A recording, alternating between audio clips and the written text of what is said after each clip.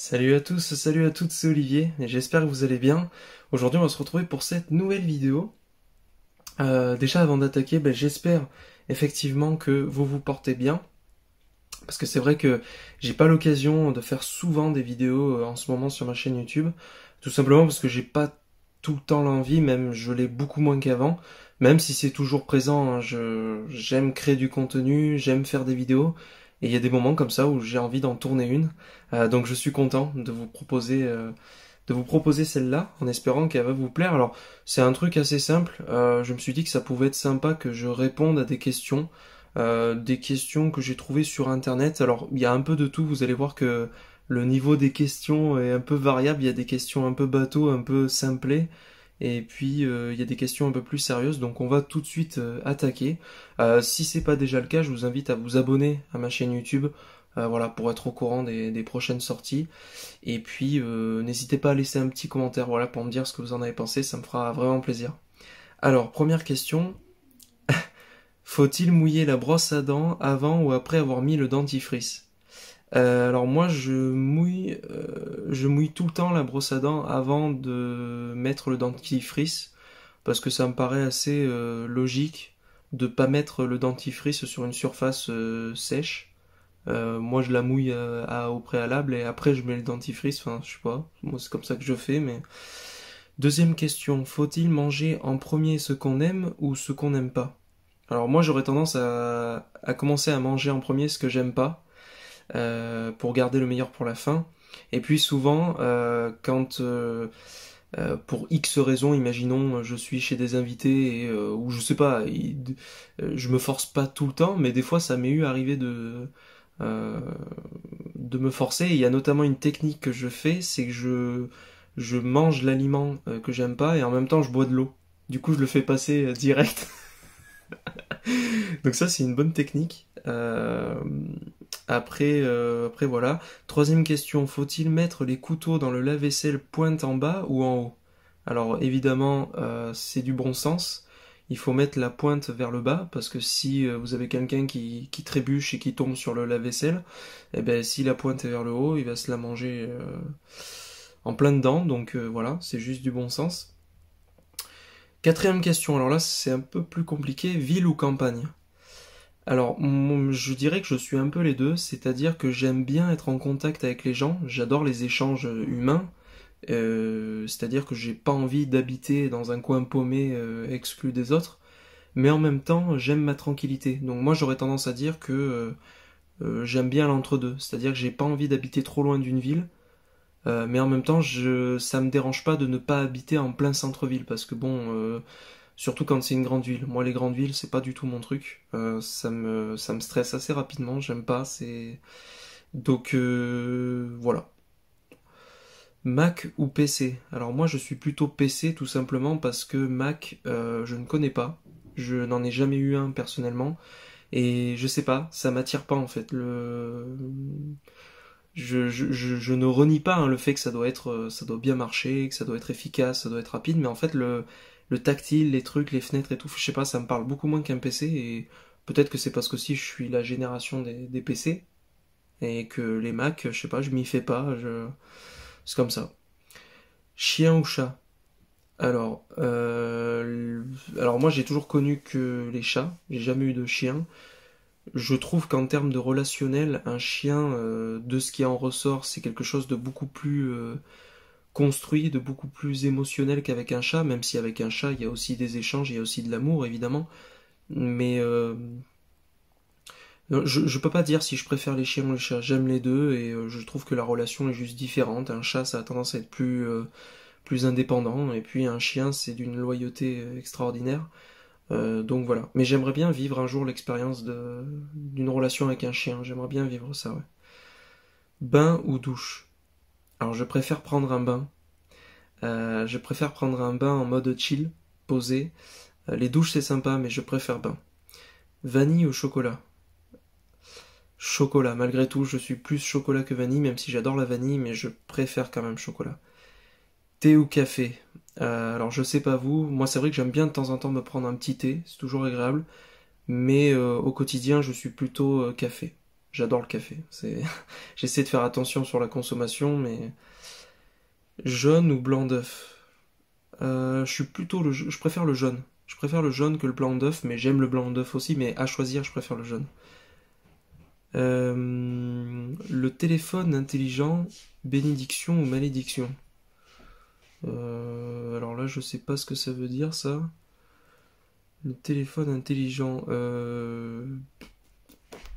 Alors là, je ne saurais pas répondre. Je trouve que c'est effrayant. Un téléphone intelligent, ça veut tout et rien dire. Je sais pas à quel point. Qu'est-ce qu'on entend par téléphone intelligent? Ça relève de la bénédiction, je trouve, et en même temps de la malédiction. C'est un peu comme tout. Il y a toujours les côtés positifs et négatifs. C'est-à-dire que la bénédiction, on peut le voir en mode putain, un téléphone intelligent, on n'a jamais fait un truc aussi incroyable. Mais d'un autre côté, la malédiction, c'est que t'aurais peur que le téléphone prenne le dessus en termes de contrôle. Je sais pas. Je saurais pas répondre. Mais j'aurais peut-être plus tendance à être malédiction quand même. Parce que je trouve qu'on en fait trop. Est-ce que les réseaux sociaux contribuent à nous rapprocher ou à nous éloigner des autres? Alors selon moi, malgré tout, ça contribue à nous éloigner. C'est-à-dire qu'on croit être en contact avec les gens rapidement avec les réseaux sociaux, mais en fait on est caché derrière un écran et ça sera toujours moins bien que des échanges entre quatre yeux dehors, dans la rue, en face à face. Et puis c'est malsain, les réseaux sociaux, on peut se cacher derrière l'anonymat. Donc je trouve que les réseaux sociaux peuvent nous inciter à nous éloigner. C'est-à-dire que paradoxalement, on peut suivre quelqu'un sur les réseaux sociaux tout en se cachant soi-même. Donc non, on ne se rapproche pas de la personne. Pour moi, on pourra jamais réellement se rapprocher de quelqu'un via les réseaux sociaux. On se rapproche vraiment quand on apprend à connaître la personne en face à face dans la vraie vie. Mais voilà, donc pour moi les réseaux sociaux contribuent plus à nous éloigner les uns des autres. D'ailleurs on le voit dans la vie de tous les jours, quand vous allez dans un bar boire un coup avec un ami, vous voyez beaucoup de personnes qui sont comme ça sur leur portable. Et bah voilà quoi, ils se regardent pas dans les yeux, ils sont sur leur portable et c'est tout. Personnellement, je trouve ça triste. Je sais pas si c'est parce que je vieillis et que je m'éloigne un peu de tout ça, mais euh, c'est vrai que récemment, j'ai pris conscience de beaucoup de choses par rapport aux réseaux sociaux. Donc, la vie était-elle meilleure lorsque la technologie n'avait pas encore envahi notre monde? Pas forcément meilleure, mais je dirais différente. Après, c'est sûr que je pense que la vie était plus saine sans la technologie, parce que la technologie nous a apporté le fait d'aller plus vite, de surveiller les gens, de voir la vie des gens, de propager rapidement des informations, la plupart du temps pas positives. Donc je pense que la vie était plus saine sans technologie. Ouais. Qu'est-ce qui restera toujours à la mode, même dans plusieurs centaines d'années? La musique, la chanson, pour moi, Euh, c'est le monde artistique qui restera toujours à la mode, d'une manière générale, mais je pense surtout à la musique. La musique, la création de la musique avec différents instruments, c'est quelque chose qui sera toujours présent avec l'être humain. Parce que depuis la nuit des temps, on aime la musique, on ressent ça, donc voilà. Quel film que tout le monde adore mais que toi tu détestes? Un film que je déteste mais que tout le monde adore, alors là, ça, je pense que là, comme ça, je saurais pas répondre. Je sais qu'il y avait un film avec Benoît Poelvoorde, C'est arrivé près de chez vous, c'est un film qui est vachement porté sur l'humour noir et j'ai pas du tout aimé, je l'ai détesté ce film, c'est le cas de le dire. J'ai pas supporté et je crois que c'est un film qui a plutôt bien marché, mais moi j'ai pas du tout aimé. Crois-tu en la vie après la mort? euh, Bah disons que j'ai envie d'y croire. Je ne saurai jamais jusqu'à que ça arrive, hein, enfin jusqu'à que je parte. J'ai envie d'y croire. C'est pas que j'y crois pas, non, mais c'est que j'ai envie d'y croire. Je me dis que ça serait trop bête que on ait vécu tout ça pour que ça se termine pour toujours. Mais d'un autre côté, mon côté pragmatique et mon côté cartésien me dit que avant que je sois arrivé ici, je ne me rappelais pas, avant que je sois né. Donc je vois pas pourquoi je me rappellerai après que je sois mort. Enfin, euh, voilà, je pense qu'il y a moyen qu'après la mort, il se passe plus rien. Oui, c'est possible.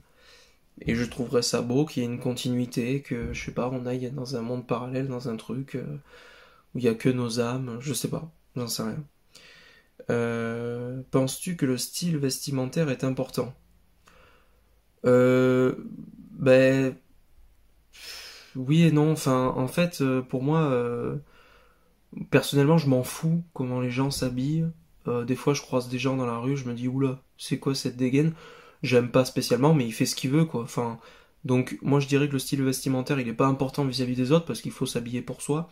Après, d'un point de vue de la société, il y a quand même des règles de savoir-vivre. C'est-à-dire que tu vas pas te ramener dans un lieu public, enfin, au boulot ou truc comme ça, où il y a des règles. Je veux dire, quand tu vas au boulot, quand tu vas dans ta boîte, bah, il y a des règles parce qu'on vit en société et que tout le monde doit respecter et que voilà, c'est normal. Tu vas pas te ramener en, je sais pas moi, en soutif, en culotte, enfin je sais pas, tu vois ce que je veux dire quoi, c'est. Tu vas pas te ramener en boxer à poil, tu vois, enfin je sais pas, c'est des règles de savoir-vivre quoi. Est-ce que l'argent fait le bonheur? Alors moi en toute honnêteté, il y contribue. Ça contribue au bonheur, comme disait Balavoine, c'est un espèce d'anesthésique. C'est un très bon anesthésiant. Comment on dit? Anesthésique? Oui, l'argent c'est un bon anesthésique du malheur. C'est-à-dire que c'est vrai que bah, quand vous avez de l'argent, bah, vous allez plus facilement côtoyer les joies du matériel, de la vie matérielle, des choses. Après, ça ne pourra jamais permettre de ne pas vivre le malheur. C'est pas parce que vous êtes riche que vous n'allez pas vivre le malheur, le chagrin.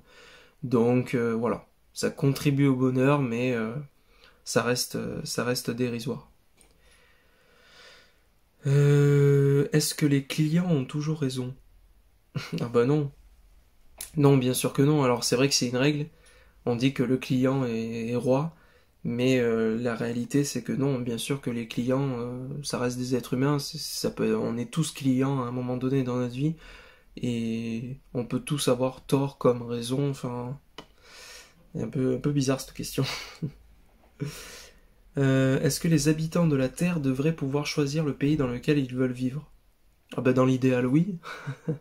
Dans l'idéal oui. Après, si tout le monde va au même endroit, ça va être problématique, mais mais bon, techniquement, d'un point de vue individuel, oui. Mais après, d'un point de vue sociétal et au niveau de la masse et du fonctionnement économique, etc., si tout le monde va au même endroit, c'est-à-dire les pays riches et que les pays pauvres, enfin, tu vois ce que je veux dire? Moi, je pars du principe que, au contraire, il faut essayer de développer un peu partout sur Terre, faire des bonnes actions un peu partout. Et puis, il faut vivre un peu partout. Je pense qu'il y a des choses à découvrir. Alors après, il faut suivre ses envies, mais... crois-tu en la vie sur une autre planète? Pour nous, je sais pas. En tout cas, je pense qu'il y a de la vie ailleurs. On peut pas être les seuls dans l'univers, ça j'y crois pas. Je me dis que c'est pas possible, je vois pas pourquoi on serait les seuls dans l'univers. Après, ouais, j'espère qu'on peut vivre sur une autre planète. C'est vrai que ça serait bien. Que sur une autre planète, les astres s'alignent et qu'en fait la vie humaine soit possible. Ça serait bien. Peut-on rire de tout? Alors pour moi, oui. Techniquement, on peut rire de tout. Tu peux pas empêcher quelqu'un. T'as des gens qui vont rigoler de l'extermination des juifs, ça j'en suis certain. Bah, les nazis d'aujourd'hui, il y a encore des nazis hein, sur Terre, et il y a des gens qui rigolent du sort des juifs, etc. Euh, T'as des gens qui vont rigoler du racisme, t'as des gens qui vont rigoler de plein de choses, quoi. Et le truc, c'est qu'après, bah, ça dépend avec qui tu es. Parce qu'en fait, dans la vie de tous les jours, les gens, ils rigolent entre eux. Dans la vie de tous les jours, les gens, avec leurs amis ou leur famille, ils vont rigoler de choses qu'ils ne rigoleraient pas en public. Donc techniquement, oui, tu peux rire de tout, mais comme le dit le proverbe, pas avec tout le monde. Ça, c'est sûr. Est-ce que la chance existe? Pour moi, oui. Le concept de la chance, ça fait partie de la vie, c'est-à-dire qu'à un moment donné, par un enchaînement de petites choses, un enchaînement d'actions, et ben il se trouve que tout s'est bien goupillé pour toi, parce que si un tel n'avait pas appelé, si un tel ne connaissait pas un tel, pour moi ça relève de la chance. T'es arrivé au bon endroit, au bon moment, t'as rencontré les bonnes personnes, je pense que le facteur chance existe. Après, il y a beaucoup de travail, bien sûr, quand les choses ne tombent pas du ciel. Souvent, les gens qui ont réussi dans la vie, qui ont fait des projets, etc., ils ont beaucoup travaillé, c'est quelque chose où ils y ont mis beaucoup d'efforts. Mais je pense qu'il y a aussi le facteur chance. Il faut arriver au bon moment. Je veux dire, un mec qui a 20 ans et qui se retrouve en Allemagne en 39-40, bon ben voilà, il a très peu de chances d'échapper à la guerre, tu vois, il va être enrôlé et puis voilà. Et ben ouais, après c'est... Donc voilà, bah écoutez, j'ai répondu un peu à toutes les questions, donc bah, j'espère que cette petite vidéo vous aura plu. N'hésitez pas en commentaire à me donner des idées, je sais pas, de sujets pour lesquels vous aimeriez avoir mes retours, ou quelle que soit la chose que vous avez envie de me dire, n'hésitez pas, on pourra échanger, c'est avec grand plaisir. Bah écoutez, c'était Olivier, je vous dis à ciao tout le monde et à la prochaine. Salut!